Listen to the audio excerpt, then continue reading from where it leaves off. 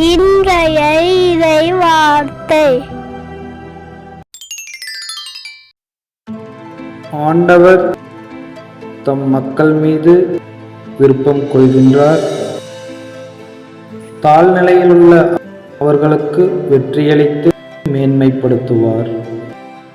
திருப்பாடல் புத்தகம் அதிகாரம் 149 4வது இறை திருவசனம். ஆண்டவர் தம் மக்கள் மீது விருப்பம் கொள்கின்றார். தாழ்நிலையிலுள்ள அவர்களுக்கு வெற்றியளித்து மேன்மைப்படுத்துவார். திருப்பாடல் புத்தகம் அதிகாரம் 149 4வது இறை திருவசனம்.